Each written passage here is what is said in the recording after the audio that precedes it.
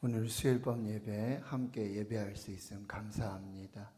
이제 주학에 맞추어서 묵상기도 하심으로 수요일밤 예배 시작하겠습니다.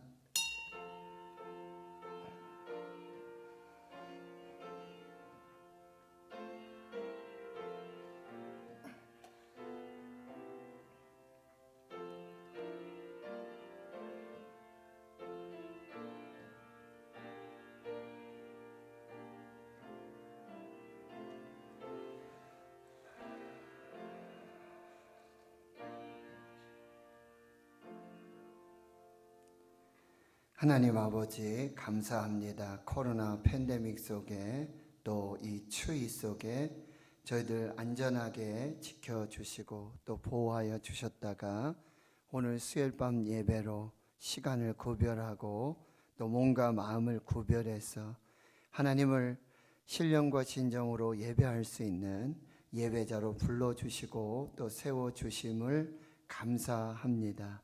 오늘 예배하는 이 시간 하나님을 대면하여 또 독대하고 또 하나님의 말씀으로 우리의 영이 살고 하나님의 뜻을 분별하는 복된 은혜의 시간 되게 하옵소서. 교회학교 우리 다음 세대 주의 자녀들을 축복하여 주시옵시고 계획되어지는 겨울 신앙 공동체 훈련, 겨울 성경학교와 겨울 수련회 위에 하나님의 은혜와 능력을 더해 주시옵시고 또 많은 환우들 연약한 중에 고통 중에 아버지 그 질병 중에서 치유하시고 회복하셔서 하나님께서 행하시고자 하는 그 거룩한 뜻을 이루어 가도록 은혜 베풀어 주시옵소서. 예배 시작합니다. 마치는 시간까지 주의 성령께서 함께하여 주시고 큰 은혜로 역사하여 주옵소서. 감사드리옵고 예수님의 이름으로 기도하옵나이다. 아멘. 찬송가 212장입니다.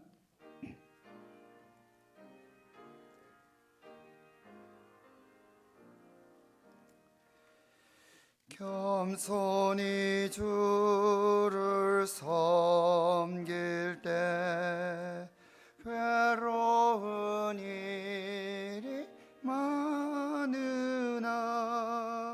그 주여 내게 힘주사 잘 감당하게 하소서. 인자한 말을 가지고 사람을 감화시키며 갈 길을 잃은 무리를 잘 인도하게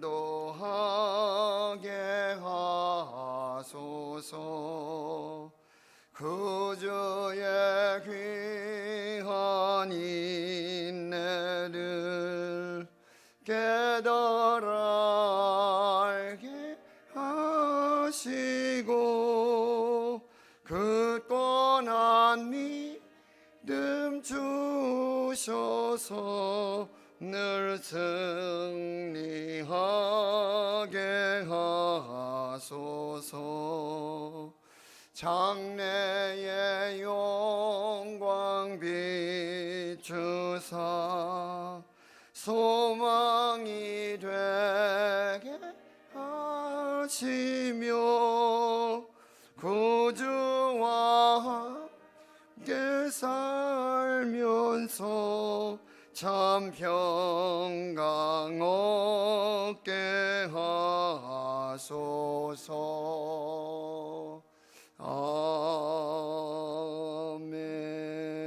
아멘. 이 시간 기도하실 때 김금숙 권사님 기도 인도해 주시겠습니다.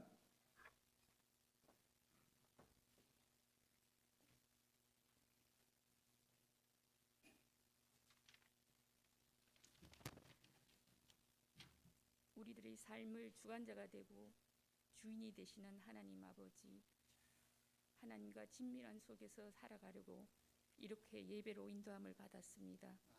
주님, 우리의 삶이 아침 햇살 같을 때나 어둠으로 인하여 앞을 분간하기 어려울 때에도 저희들의 손을 놓지 마시고 오늘처럼 성전을 찾는 예배자로 인도하여 주시옵소서.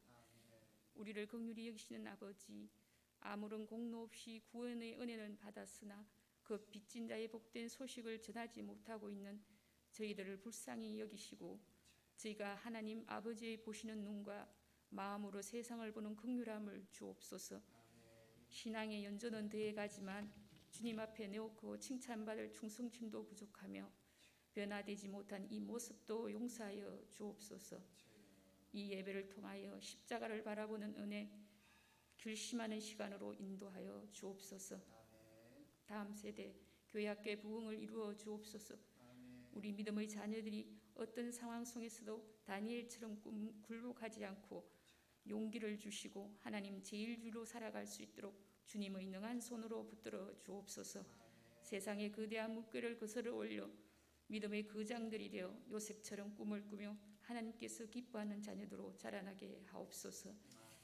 이 나라 이 민족을 불쌍히 여겨 주옵소서. 전염병으로 인하여 일상이 흐트러져 있습니다. 속히 주님의 진노의 잔을 옮겨주시고 하나님 보시기에 합당한 세상으로 돌아오게 하옵소서. 말씀을 전하시는 목사님께 건강함을 더하여 주시고 우리 교회를 향한 하나님의 뜻을 이루는데 힘과 지혜와 용기와 필요한 판단력을 주시며 영적 아비로 마음으로 교회를 이끌어가게 하옵소서. 부교육자들에게 성령의 충만함을 주시고 목회 비전을 공유하며 하나됨으로 교회 부흥에 앞장서게 하옵소서. 땅끝까지 복음을 전하시는 선교사님을 위로하여 주시고 복음을 전하는 곳곳마다 풍성한 열매가 보이게 하시고 건강과 안전을 보장하여 주옵소서. 거룩하신 아버지, 말씀 앞에 세상의 신을 벗습니다. 나를 사랑하시고 있는 그대로 받아주시며 가려진 눈을 벗겨주시어 온전히 말씀에만 집중하게 하옵소서. 이 시간 보좌에 앉으신 주님을 배우는 은혜의 시간들로 채워 주옵소서. 날마다 주 앞에 머물며 주님을 바라보는 주바라기로 살아가는 믿음의 그 전속들이 다 되도록 주님 이끌어 주옵소서. 그렇게 하실 주님을 기대하오며 우리의 기도에 응답하시는 살아계신 예수님의 이름으로 기도하옵나이다. 아멘.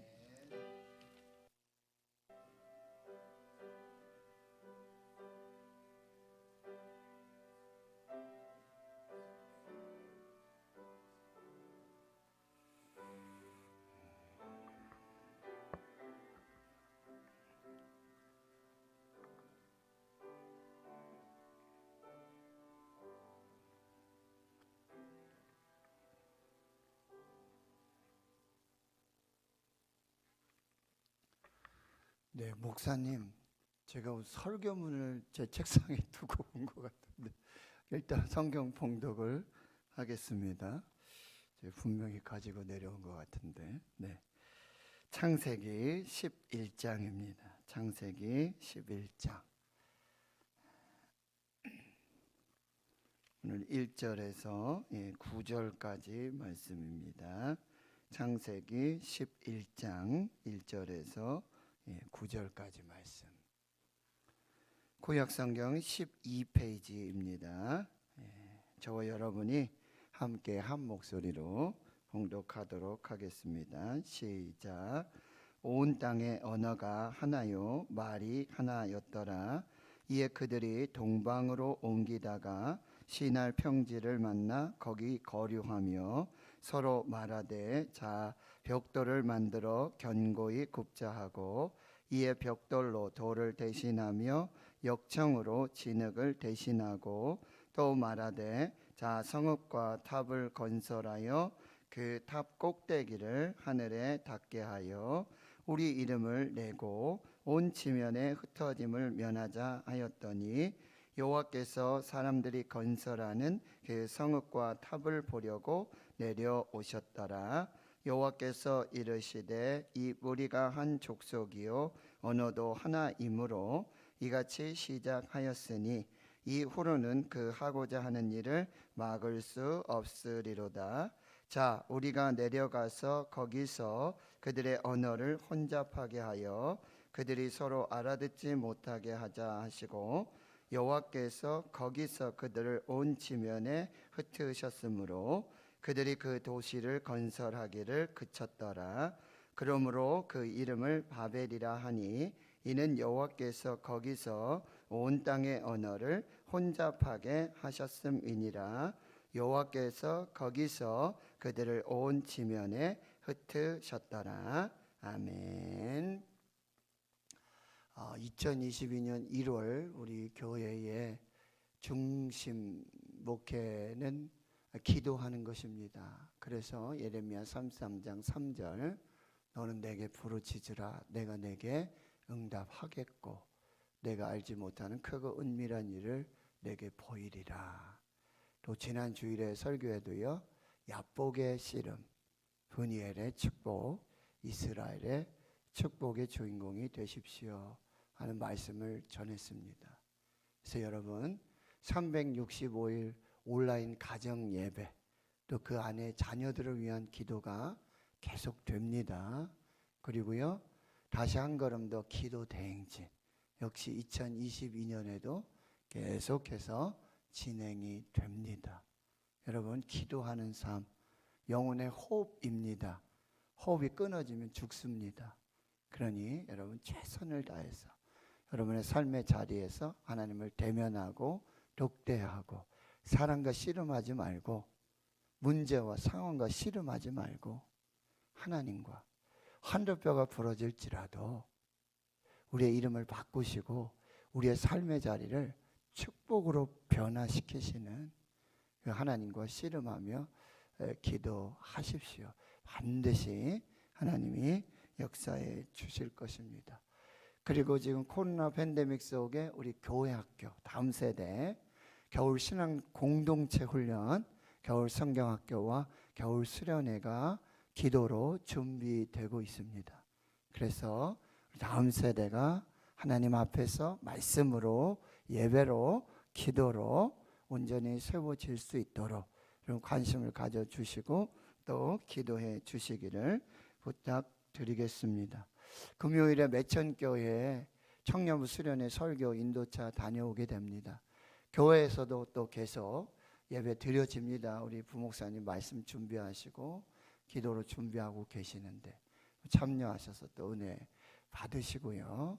그리고 토요일에는 우리 김도문 장립집사님, 김정자 권사님 아들 우리 김정한 청년 성도가 결혼합니다. 그래서 1시 10분인데 교회에서는 12시 30분 조금 일찍 서둘러서 또 예식장으로 오실 분들 코로나 속이지만 여러분 지혜롭게 그렇게 함께 축하해 주시고 함께 기도해 주시길 부탁드리겠습니다. 기도하고 하나님 말씀 받겠습니다. 하나님 이제 하나님 말씀 앞에 섭니다. 성령께서 우리에게 주시는 세미한 주의 음성 듣게 해 주시옵시고 레마의 말씀으로 생명의 말씀으로 구원의 말씀으로 복 내려 주시옵소서. 예수님의 이름으로 기도하옵나이다. 아멘.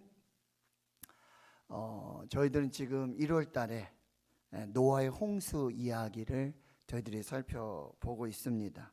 그래서 지난 시간에 창세기 6장에서 8장으로 이어지는 이 하나님의 홍수 심판 그럼에도 불구하고 의인 노아에게 순종하는 믿음의 의인 노아에게 은혜를 베푸셔서 그 노아뿐만 아니라 노아의 아내 그리고 세 아들 그 자부를 구원하시는 그런 하나님의 은혜와 구원과 생명의 이 드라마 이야기를 살펴보았어요. 노아의 홍수는 두 가지 동전의 양면 같은 이야기예요. 앞면에는 하나님의 심판입니다. 이것은 또한 거룩하신 하나님의 공의와 정의가 드러나는 것입니다. 그래서 죄는 하나님 반드시 심판하십니다. 그럼에도 불구하고 또 한 면 동전의 뒷면은 바로 하나님의 구원과 하나님의 은혜, 하나님의 사랑이라고 한다는 것입니다. 그래서 하나님은 온 세상의 공의와 정의를 행하시는 심판자 하나님이시고요. 그 심판 중에서도 하나님은 은혜로우시고 긍휼이 많으시고 노하기를 더디하시며 인자하심이 크신 하나님이십니다. 그리고 그 택하신 자들을 하나님 끝까지 보호하여 주시고 구원하여 생명을 얻게 해 주시는 것이죠. 그렇다면 노아가 홍수 이후에 방주 밖으로 나와서 가장 먼저 행하였던 행동, 그것은 바로 하나님을 예배하는 것이었습니다. 그러니 우리의 예배는 하나님의 구원과 은혜의 그 사랑을 입은 자들로서의 마땅히 그리고 최우선적으로 최고로 행하여야 할 행동이라고 한다는 것입니다.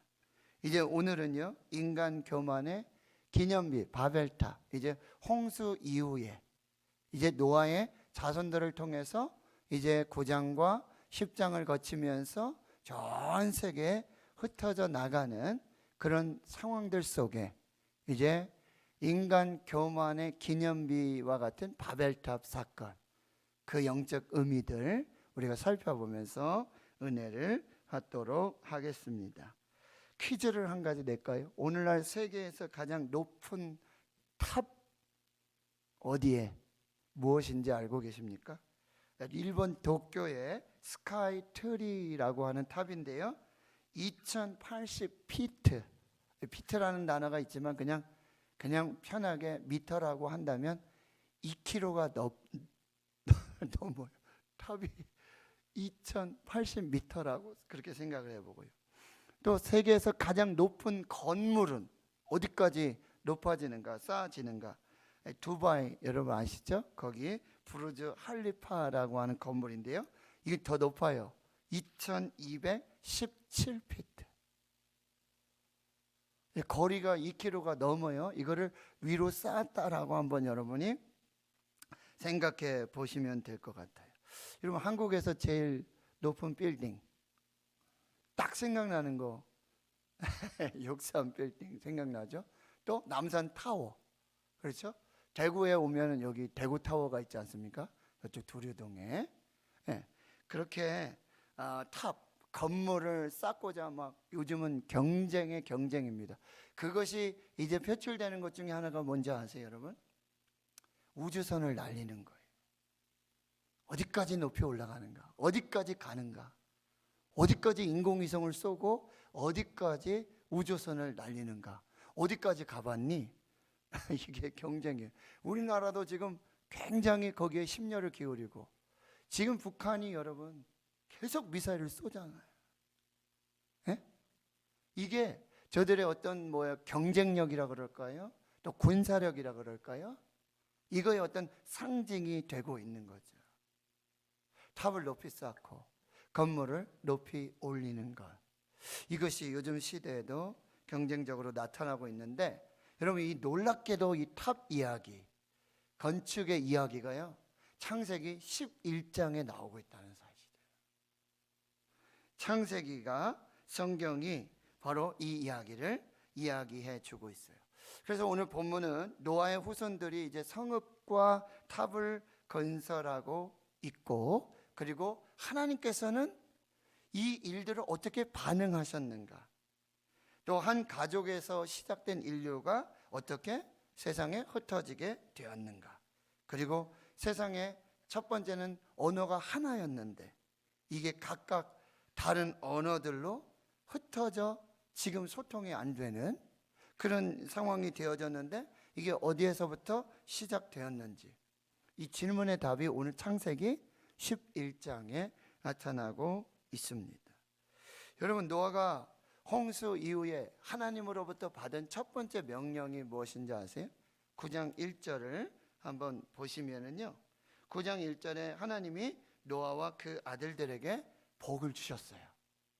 그리고 뭐라고 말씀하시냐면, 뭐라고 명령하시냐면, 생육하고 번성하여 땅에 충만하라 라는 명령을 주시고요, 9장 7절을 한번 더 보시면 같이 한번 읽으시겠습니다. 시작.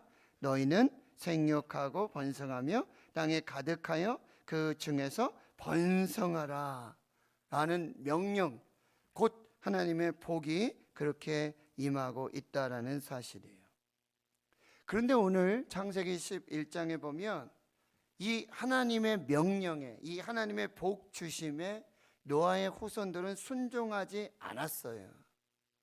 동방으로 옮겨가다가 시날이라고 하는 땅, 그 평지에 모이기 시작하고 거기 거류하여서 성읍과 탑을 건설하기 시작합니다. 이 시날은 어디냐면은 여러분 지금 티그리스강, 유프라테스강, 지금 이란, 이라크 그 지역, 그리고 창세기에서 그 문명이 시작되었던 그곳이 바로 이 시날 땅입니다. 그 곳에서 성읍과 탑을 건설하며 이 탑 꼭대기를 하늘에 닿게 하고자, 그리고 이름을 내고 온 지면에 흩어짐을 면하게 하기 위함의 목적을 가지고 그들이 거류하며 그리고 성읍을 쌓고 탑을 쌓는 그 일들을 시작하게 돼요. 그런데 오늘 여러분 본문은 하나님은 이걸 다 흩으셔요. 언어를 흩으시는 방법을 통해서 언어를 혼잡하게 하심으로 그들을 다 흩어버리셔요. 그래서 인간 교만의 기념비인 바벨탑이 무너지는 그런 일들이 나타나고 있다라고 하는 것입니다. 자, 이제 오늘 본문을 통해서 첫 번째로 생각해 볼 것은 이 바벨탑을 쌓고 있는 인간들의 마음이 도대체 어떤 것이냐, 이 마음의 상태가 무엇이냐. 그것은요, 인간의 마음은 자기 중심이며 교만이고요, 하나님의 명령에 불순종하고 대적하여 그 일들, 자기 일들을 도모하고 있다라고 하는 거예요. 이들이 시날 땅에서 성읍과 탑을 쌓기 시작합니다. 그러면서 이렇게 말하고 있죠. 4절에 성읍과 탑을 건설하여 그 탑 꼭대기를 하늘에 닿게 하자. 여러분, 하늘에 닿게 하자. 이유가 무엇이었을까요? 왜 이렇게 자꾸 높은 탑을 쌓으려고 했을까요? 이 바벨탑은 지금에 말하면은 여러분 한 7층 높이의 계단식으로 되어진, 그리고 이 신에게 제사하는, 제사를 드리는 어떤 신전의 목적들로 이게 사용되었을 것이다. 지금 발견되는, 그래서 지구라트라고 하는데요, 그 의미와 용도, 목적을 살펴볼 수 있어요. 저들이 정말 원했던 것처럼 정말 신께로, 하나님께로 더 가까이, 더 올라가서 거기서 하나님을 만나고자 하는 그런 어떤 순수한 신앙이었을까요? 또 이렇게 생각해 볼 수 있죠. 아, 홍수로 우리가 심판을 당했다. 홍수 때문에 우리가 멸망을 당했다. 그러니 어떻게 해요? 그러면은 물이 차니까 더 높은 곳에 더 높이 탑을 쌓으면 우리가 나중에 또 홍수가 나도, 또 심판이 일어나도 우리가 좀 생명을 살고 구원을 얻지 않을까? 라는 이유와 목적들을 생각해 볼 수가 있어요. 그런데 오늘 본문에서는 그게 이유와 목적이 아니에요. 순수하지 않다는 거죠. 뭐라고 얘기했어요? 우리 이름을 내자. 이름을 내자. 그리고 어떻게 합니까? 온 지면에 흩어짐을 면하자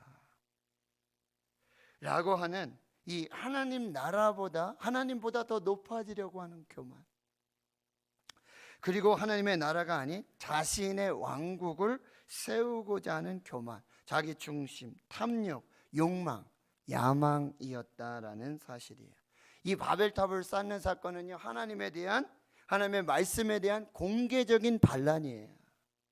그리고요, 공개적인 독립 선언과 같은, 우리 하나님 없이도 살 수 있습니다. 하나님 없이도 우리는 안전합니다. 하나님이 또 심판의 홍수를 내리신다 할지라도 우리는 우리 스스로가 구원받을 수 있고 생명을 얻을 수 있습니다 라고 지금 하나님에 대해 공개적으로 반발하고 도발하고 하나님 없이 살 수 있습니다 라고 하는 독립선언을 하고 있는 장면, 이것이 바로 바벨탑 사건이라는 거예요. 하나님의 나라와 하나님의 영광을 구하는 것이 아니라 자기 나라를 세우고 자기 왕국을 세우고 자기 영광을 구하는 일이었다라고 하는 것이죠.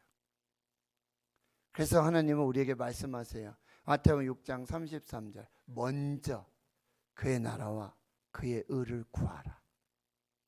먼저 하나님의 나라, 하나님의 왕되심, 하나님의 주되심 인정하고 믿고 고백하고 순종하며 하나님 앞에 살라라고 말하고요. 고린도전서 10장 33절. 너희가 무엇을 하든지 무엇을 먹든지 마시든지 다 하나님의 영광을 위하여 하라. 이렇게 우리에게 말씀해 주고 계시는 것이죠. 그리고요, 여러분, 이렇게 성읍과 탑을 건설하는 이런 장면들을 보면 여러분 다시 3절에 보시면 이렇게 말하죠. 벽돌을 만들어 견고히 굽자. 벽돌로 돌을 대신하고. 여러분, 처음엔 돌을 이렇게 쌓았는데 기술이 발달한 거예요. 지식이 지금 넘쳐나고 있어요. 굉장히 총명해졌어요. 돌을 쌓는 여기에서 이제는 벽돌을 쌓는 이 건축법과 그리고 지식과 지혜가 지금 늘어나고 있다라는 사실이에요. 그리고 또 어떻게 하고 있어요? 역청으로 진흙을 대신하자. 여러분, 이 건축법, 측량법, 이 모든 기술들이요 계속해서 지금 발달하고 발전하고 있다라는 사실이에요. 그런데 그게 하나님의 나라와 하나님의 영광을 위한 것이 아니라 자기 나라 세우고 자기 왕국 세우고 그 지혜와 명철을 가지고 교만하게 하나님을 대적하고 하나님께 반란하고 독립을 선언하는 그곳으로 지금 오용되고 남용되고 있다라는 사실이에요. 이제 5절에서부터 하나님의 반응이 시작되고 있어요. 나타나고 있어요. 보세요. 여호와께서 사람들이 건설하는 그 성과 탑을 보려고 내려오셨더라. 여러분 보세요. 사람들은 그렇게 높아지려고 하고 하나님보다 더 높이 올라가려고 하는데 내려오셔요. 하나님은 내려오세요. 이게 하나님의 위치예요. 이게 하나님이 계시는 곳이라는 사실이에요. 인간이 아무리 높아지려고 하고 하나님을 뛰어넘으려고 하고 하나님보다 높이 있으려고 하고 그러나 하나님은요 내려오셔서 보셔야만 한다라고 하는 것이죠. 두 번째는 어떻게 하세요? 바벨, 흩어 버리신다라고 하는 거예요. 이게 하나님의 일하심, 하나님의 놀라운 역사라는 거예요. 그런데 이것은 여태까지 하나님이 행하시던 일의 방법과는 좀 달라요. 창세기 1장에 여러분 태초에 하나님이 천지를 창조하시니라 땅이 공허하고 혼돈하고 흑암이 깊음 위에 있어요. 상태가 뭐예요? 무질서거든요. 질서가 없는 것을 하나님 뭐예요? 질서를 잡으시거든요. 빛이 있으라 말씀으로 질서를 잡으시고요. 그리고 조직하시고 체계를 이루어 가시는 분이 하나님이신데 이게 하나님의 일하시는 방법이었는데 오늘 본문에서 하나님이 일하시는 방법은요 오히려 혼돈하고 흩으시고 무너뜨리시는 그런 방법들을 쓰고 계신다는 거예요. 창조의 방법과는 전혀 다르게 지금 하나님 바벨탑 사건을 통해서 이제는 완전히 흩으시고 무너뜨리시고 그런 방법으로 새로운 창조를 하신다는 거죠. 나무를 심고 나면 여러분 북주기를 하고 해서 나무를 꼭 한번 이렇게 들지 않습니까? 그래서 나무 뿌리 사이로 흙이 잘 스며들도록 하고 뿌리를 잘 내리도록 하는 하나님이 우리를 질서 있게 조직적으로 체계적으로 만들어 가시는 것도 하나님의 일의 방법이고 때로는 하나님이 어떻게 해요? 흩으세요.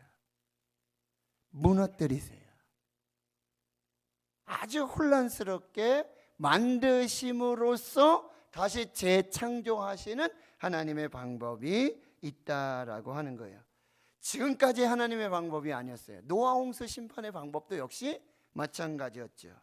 바벨, 이것이 발랄이라고 하는 근원에서 왔는데요, 와글 하는 그런 의미예요.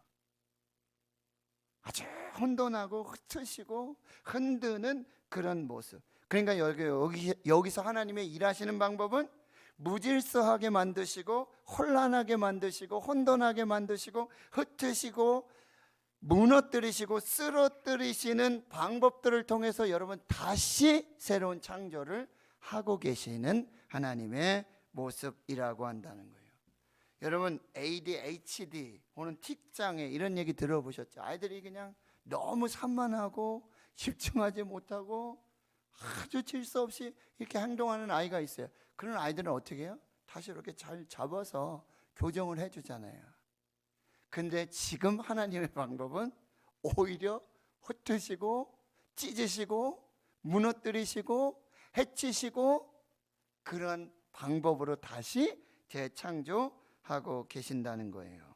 바벨, 즉 무질서와 언어의 혼잡을 통해서도 하나님의 뜻이 이루어져요. 이것을 이사야 55장에 뭐라고요? 하나님의 생각과 우리의 생각이 다르다.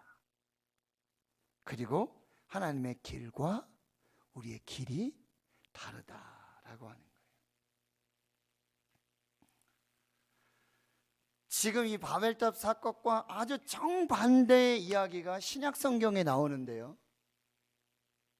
지금 바벨, 특별히 언어를 흩으셔서 하나님의 뜻을 이루시는 방법이 나오는데, 신약 성경에는 이 흩어진 언어, 잘 소통하지 못하고 알아듣지 못하는 이 언어를 하나로 통일하셔서 하나로 만드셔서 하나님의 뜻을 이루시는 놀라운 사건이 있죠. 사도행전 2장의 오순절 성령 강림 사건이라고 한다는 거예요. 지금 언어의 혼잡으로 흩어진, 전 세계에 흩어진 디아스포라 유대인들이, 다른 언어들을 사용하고 있는 그 사람들이 지금 오순절을 맞이해서 예루살렘 성전에 오순절을 지키기 위해서 모이게 됐단 말이죠. 그런데 거기 기도하던, 성령의 강림의 역사를 위해 기도하던, 그 약속을 붙들고 기도하던 그들 가운데 뭐요? 성령이 임해요. 바람같이 불같이. 그리고 그들의 언어를 통일시키시는 거예요. 하늘의 언어로, 성령의 언어로. 그리고 그들은 방언으로 이야기하는데요, 각기 다른 언어들로 말하기 시작해요. 다른 나라의 얼들. 그 사람들은 지금 갈릴리 사람들이잖아요. 유대인들이잖아요. 예루살렘에 살고 있는 사람이에요. 그 사람들인데 쓰는 언어들이 지금 한국어인데, 그날에는 성령의 역사로 그 언어를 바꾸셔서 흩으셔서 한국 사람인데 영어를 말하고, 한국 사람인데 일본어를 말하고, 한국 사람인데 아프리카어를 말하고, 한국 사람인데요 방언으로 그렇게 이야기하는데 주제는 하나예요. 하나님의 큰 일, 즉 예수 그리스도의 십자가의 죽으심과 부활의 역사. 예수께서, 나사렛 예수께서 그리스도이시고 메시아이시고 구원자이심을 이 각기 다른 언어들로 말씀하시지만 주제는 통일된 하나의 언어, 성령의 언어. 그리고 거기서 베드로가 설교를 하게 되어지죠. 세계 역사상 가장 위대한 설교, 가장 복음주의적인 설교, 복음의 핵심을 전하는 설교, 그 베드로의 설교. 3,000명이 회개하고 세례를 받고 성령의 충만한 은혜를 경험하게 되어진다라고 하는 것이죠. 여러분, 이게 하나님의 일하심이에요. 때로는 흩으시고 또 때로는 하나가 되게 하셔서. 여러분, 그렇게 복음이 전파되고 있는데 예루살렘에만 머물고 있으니 하나님이 또 하시는 방법이 뭐예요? 사도행전에 핍박을 주시고 환난을 주셔서 그들을 흩어지게 하신다는 거예요. 그래서 결국 사마리아로 가고 그리고 다메섹 도상으로 가던 바울에 의해서 이제 1차, 2차, 3차 어디까지요? 로마까지. 그리고 유럽을 거쳐서 미국을 거쳐서 대한민국에 들어오는 그 역사들이 나타나게 되었다는 거예요. 하나님의 일하심의 방법은요, 한 가지가 아니에요. 다양한 방법으로. 그리고 때로는 오늘 바벨탑 사건처럼 혼란스러워요. 흩으세요. 정신을 못 차리고 무너뜨리시고 찢으시고 다 사라지게 하시는 그런 하나님의 방법으로 새로운 하나님의 은혜와 복을 창조하시고 이루어 가신다라고 하는 거예요. 그렇다면 이제 세 번째는요, 하나님이 뜻을 이루실 때 이 하나님의 방법은 사람들과 협상하고 타협해서 이루시는 것이 아니라고 한다는 것이에요. 지금 노아의 후손들은 온 땅에 가득하고 온 땅에 충만하라 라고 하시는 하나님의 명령, 하나님의 말씀, 그게 하나님의 계획이고 하나님의 뜻이잖아요. 그런데 그걸 좌절시키고자 하는 공개적인 반란, 독립선언들을 통해서 여러분 지금 바벨탑을 쌓고 있다라고 하는 거예요. 그런데 하나님 그것과 타협하지 않으시고 협상하지 아니하시고 하나님의 주권과 섭리와 계획과 뜻하심을요, 하나님의 방법으로, 하나님의 주권으로 그들의 언어를 흩으시고 혼잡하게 하심으로 바벨을 통해서 무너뜨리시는 그런 역사로 하나님의 계획과 하나님의 섭리를 그 뜻하신 대로 이루어 가신다라고 하는 거예요. 하나님은 우리에게 선택의 자유의지를 주세요. 그럼에도 불구하고 마침내는 하나님의 주권과 하나님의 섭리대로, 하나님의 뜻대로 이 모든 것을 이루어 가신다라고 하는 것이죠. 요나의 이야기를 여러분 살펴보시면 하나님 분명히 니느웨로 가라고 그러십니다. 근데 요나는 불순종을 선택하고 다시스로 가는 배의 티켓을 끊고 그리고 배 밑창에 들어가서 잠을 자고 있는 그런 모습을 보아요. 불순종이죠. 그런데 하나님이 그 불순종한 요나를 폭풍으로 추격해 가시는 거죠.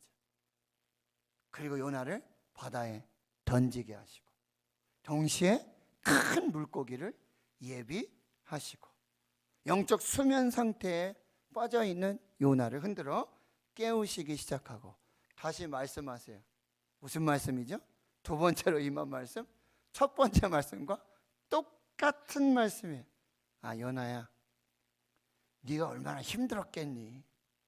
갑작스럽게 내가 더 기다려줄게. 그렇게 타협하고 협상하지 않으셨어요. 두 번째 임한 말씀도 첫 번째 말씀과 똑같아. 니느웨로 가라. 하나님이 뜻하신 대로, 하나님의 계획하신 대로, 섭리하신 대로 하나님의 뜻을 이루어 가십니다. 여러분, 요셉의 이야기를 한번 볼까요? 지금 우리가 어떤 상황 속에 있는지, 어떤 환경 속에 있는지, 지금 내가 어느 자리에 있는지, 현재의 자리에 있는 거, 여러분 지금 여러분의 현재 상황, 자리, 이 상태가 그냥 뭐 떠밀려서 온 겁니까? 갈 때까지 가다가 여기에 지금 머물고 정착하고 있는 것일까요? 어떻게 생각하세요? 대구 신흥교회 목사가 됐고 담임 목사가 됐고 대구 신흥교회 장로가 되고 권사가 되고 집사가 되고 대구 신흥교회 지금 이 자리에 여기 머물러서 예배 드리고 지금 이렇게 살고 있는 이 자리, 이게 우연일까요?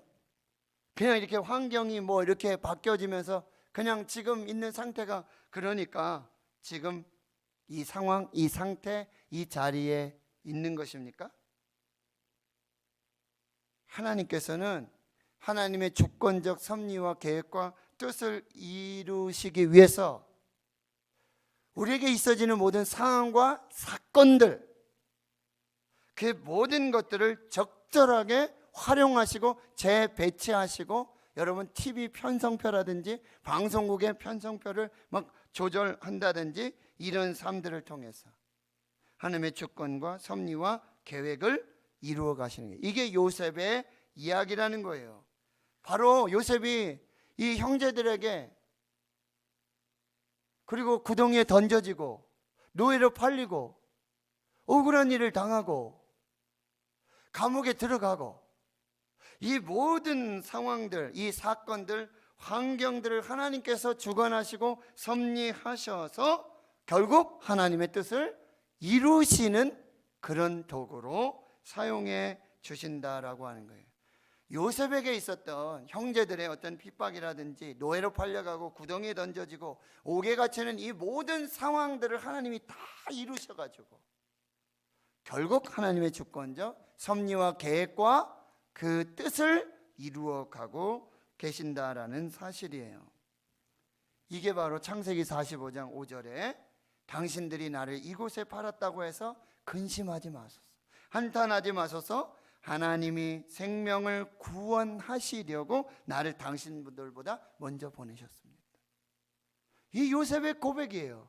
요셉이 왜 거기서 불평하지 않고 요셉이 거기서 난 죽어야 되겠다, 내 인생 뭐 그냥 여기서 나 하나 죽는다고, 내가 나 하나 포기한다고 뭐 그냥 무슨 일이 있을 거야? 불평하지 않고 원망하지 않고 그 삶을 포기하지 않았던 이유, 단 한 가지 이유. 요셉은 하나님과 동행하며 하나님의 함께 하심에 형통함을 누리면서 하나님이 나를 이곳에 보내셨구나, 하나님이 나를 이 환경 속에 처하게 하셨구나, 하나님이 이 자리에서 하나님의 뜻을 이루시기를 원하시는구나, 이걸 깨닫고 있었던 거예요. 이거를 알고 있었던 거예요. 말하지 않았을 뿐이에요. 그런데 지금 가뭄이 오고 지금 이 사건과 상황을 통해서 이제 형제들이 오고 이런 모든 과정들을 통해서 더 분명하게 드러나고 선포되는 거예요. 창세기 45장 7절에 하나님이 큰 구원으로 당신들의 생명을 보존하고 당신들의 후손을 세상에 두시려고 나를 당신들보다 먼저 보내셨습니다. 지금 요셉의 상황, 요셉의 자리, 요셉의 형편에는 하나님이 세밀하시게 계획하시고 인도하시고 섭리하시는 모든 이 하나님의 은혜의 비결 축복이 거기에 지금 응축되고 농축되어서 지금 그 상황으로 나타나고 있는 거예요. 아버지 야곱이 죽지요? 형제들이 벌벌 떨어요. 아버지가 돌아가셨으니 요셉이 뭔 일을 해도 할 것 같구나라고 하는데 장례가 다 치루어지고 창세기 50장 19절 20절에 요셉이 이렇게 말해요. 요셉이 그들에게 이르되 두려워하지 마소서, 내가 하나님을 대신하리이까. 이 무슨 얘기죠? 다 하나님의 계획입니다. 다 하나님의 섭리입니다. 다 하나님의 뜻입니다. 내가 어찌 하나님을 대신하겠습니까? 여러분, 요셉이 드라마를 쓴다라고 해도, 요셉이 정말 자신의 드라마 인생의 계획을 쓴다 하더라도 하나님처럼 쓰실 수 있어요? 하나님처럼 그렇게 하실 수 있어요? 그 타이밍, 그 역사 이루어낼 수 있느냐라고 하는 거죠. 당신들은 나를 해하려 하였으나 하나님은 그것은 선으로 바꾸사 오늘과 같이 많은 백성의 생명을 구원하게 하시려 하셨다라고 하는 거예요. 이게 바로 참 믿음의 고백이라고 한다는 거죠. 하나님께서 저와 여러분을 왜 대구 신흥교회, 지금 내가 있는 직장, 내가 만나는 사람, 지금 나의 형편, 그 자리 왜 허락해 주셨을까요? 그럼 저도 이게 늘 고민이에요. 묻고 또 확인하고 대답을 받고, 하나님 왜 저에게 암을 주셨습니까? 하나님 왜 저에게 대구 신흥교회 담임 목사 불러주셨습니까? 왜 세워주셨습니까? 무엇을 원하시는 겁니까?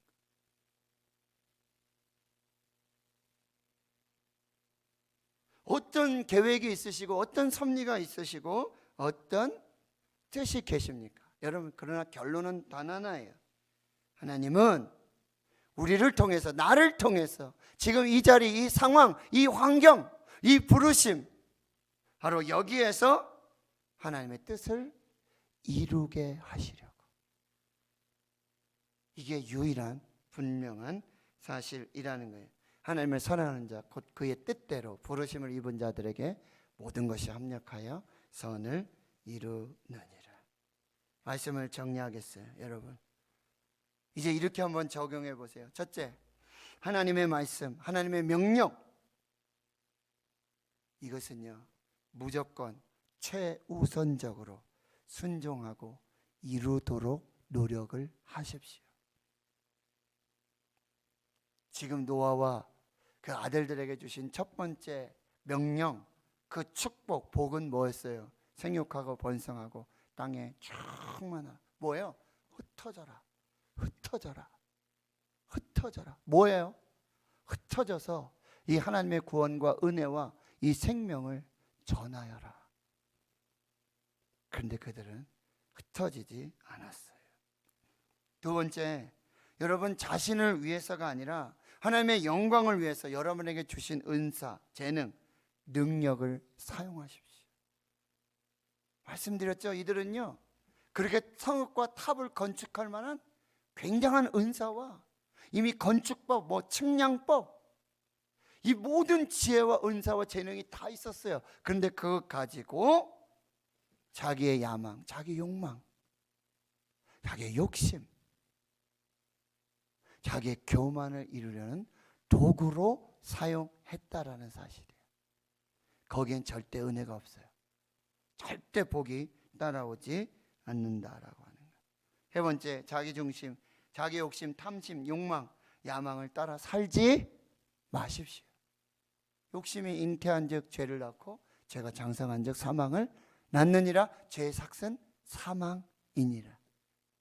결국 죽습니다. 네 번째는요, 지금 내가 처한 상황, 환경 속에서 이 상황과 환경마저도 하나님의 주권적인 뜻과 계획과 섭리를 이루시기 위한 하나님의 계획하심이 있다. 여러분 거기서 기대하세요. 그것을 하나님이 사용하십니다. 그래서 요셉의 이 고난, 이 놀라운 이야기들을 여러분 쓴 설교집의 제목이 바로 그거예요. 버려진 게 아니라 심겨진 것이다. 요셉이 거기 버려진 게 아니라 거기 생명으로, 구원으로 하나님이 그를 거기에 심어 놓으신 것입니다. 김장한 목사님의 부인이신 사모님 트루디 여사, 그가 쓴 고백이 뭐죠? 책이 심겨진 곳에서 활짝 꽃 피어라. 여러분 지금 심겨진 그곳에서 여러분은 활짝 필 꽃이 될 운명임을 믿으시길 축원합니다. 네. 여러분 활짝 필 꽃이 될 사람들이. 저기 청도 읍성에 가면 성읍 있잖아요. 거기 연못 하나 있죠. 가보신 분들 다 알죠. 거기 맛있는 찻집도 있고. 공 전사님 나중에 한번 갑시다. 그죠? 안 가봤죠? 거기 가면 연못이 있는데 거기 그 뭐죠? 그거 뭐라 그러죠? 연꽃, 그죠? 꽃이 피는데 그 연꽃은 어디에 핍니까? 진흙, 더럽고, 그쵸? 맞죠? 냄새나고. 거기서 그 아름다운 꽃이 피어나는 거예요. 그 심겨진 곳에서. 또한 어떻습니까, 여러분? 질서의 하나님께서는 때로는 혼란스러운 그런 방법들로 흩으시고 낮추시고 찢으시고, 예? 무너뜨리심으로 다시 새 일을 시작하실 수 있다라는 사실. 이것을 꼭 기억해. 쓰러져야 되는데 안 쓰러지면 결국 뭐야? 꺾이고 마는 거예요. 하나님 우리를 그렇게 때로는 흩으시고 쓰러뜨리시고 넘어뜨리시고 찢으실 때가 있어요. 그런데 새로운 창조의 시작이라고 한다는 것. 그리고요, 하나님의 구원과 은혜와 축복을 여러분 나누고 계속해서 흘려 보내십시오. 이렇게 흩어져라. 하나님이 흩으신 이유는 뭐라 그랬어요? 그 하나님의 구원과 생명과 은혜를 계속해서 전하라. 복음을 전하라. 구원의 은혜를 전해라. 결국 고인물은 썩습니다. 여러분, 하나님이 주신 부와 은혜, 능력, 재물, 은사와 이 축복을 여러분 계속해서 흘려보내세요. 계속해서 흐르도록 하십시오. 바로 그곳에 하나님의 영광이 나타나게 되고, 특별히 복음을 땅끝까지 전하라는 이 사명, 이 명령을 여러분들이 꼭 잘 행해 주시기를 바라고요. 마지막, 노아의 이 믿음과 노아의 이 순종이 그 다음 세대로 전하여지지 않았다라는 사실이에요.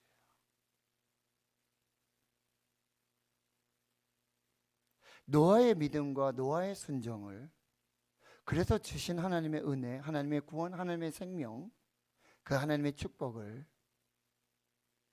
이 아내도, 그리고 새 아들과 새 며느리도 보았습니다. 경험했습니다. 그런데 이 믿음, 이 순종, 으로 말미암는 하나님의 은혜와 축복이 다음 세대로, 자녀들에게로 전달되지 않았어요. 흘러가지 않았습니다.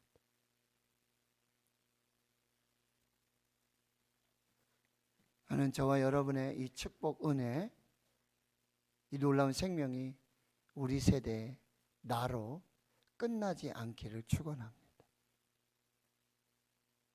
다음 세대로, 자녀에게로 계속 흘러서, 더 넘치게 흘러서, 더 좋은 것으로 흘러서, 더 귀한 생명으로 흘러서, 약속하신 대로 나를 사랑하고 나의 계명을 지키는 자에게 내가 천대까지 은혜를 베풀리라. 여러분의 축복, 여러분의 은혜, 여러분의 생명의 마지막 종착역은 내가 아니라 자녀들에게로, 다음 세대에게로 계속해서 흘러서 거기 더 풍성해지고, 더 거기 아름답고, 거기 더 놀라운 눈덩이 하나를, 노겸이 일주일에 지금 4번씩 눈이 와서 죽겠다 그래요. 아빠, 하나님도 무심하시지, 어떻게 일주일에 4번씩 그렇게 눈을 내려주세요. 치워도. 그래서 지금 안 치운대. 오늘도 난 12시부터 내린 눈이 지금까지 쉬지 않고 내린다네.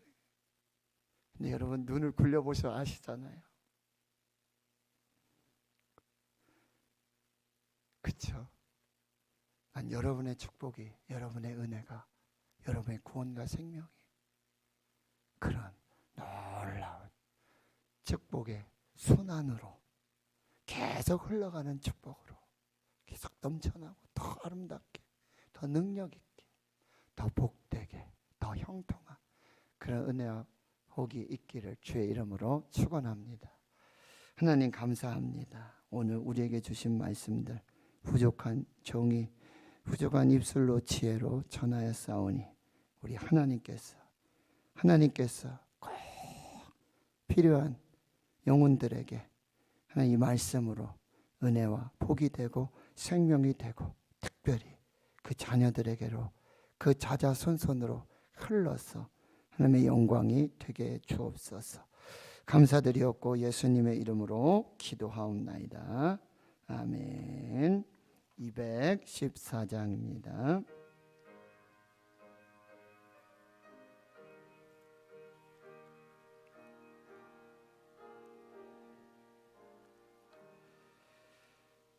내 주의 도움 받고자 주 예수님께 빕니다.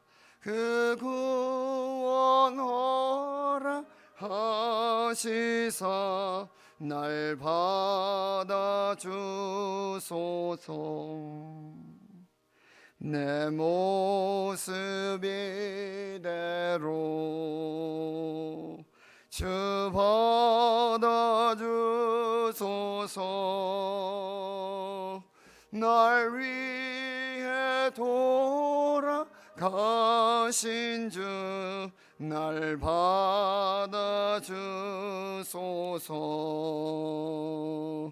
큰 죄에 빠져 영 죽을 날 위해 피 흘렸으니 주 형상대로 빚으사 날 받아주소서.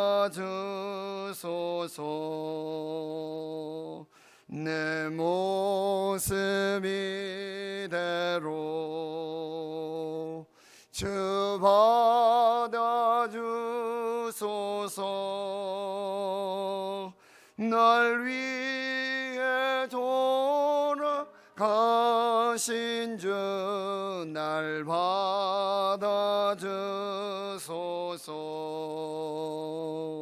내 힘과 결심 약하여 늘 깨어지기 쉬우니 주 이름으로 구원해 날 받아주소서.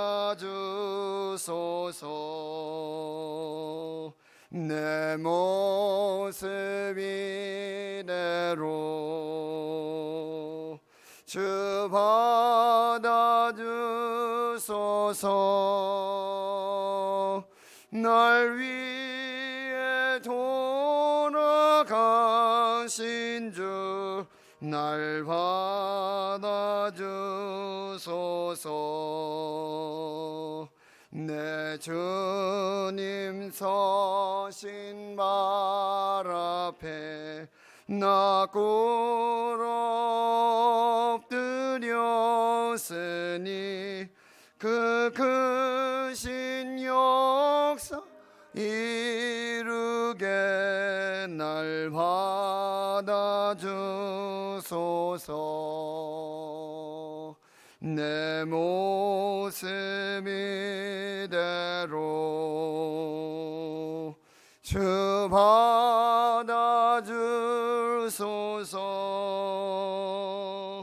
날 위해 돌아가신 주 날 받아주소서.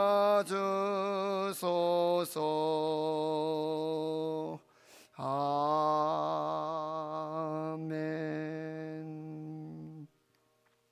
이제는 우리 구주 예수 그리스도의 은혜와 하나님 아버지의 무한하신 사랑하심과 성령의 내주 교통 충만하심이 이제로부터 영원토록 함께 하시옵기를 간절히 축원하옵나이다. 아멘.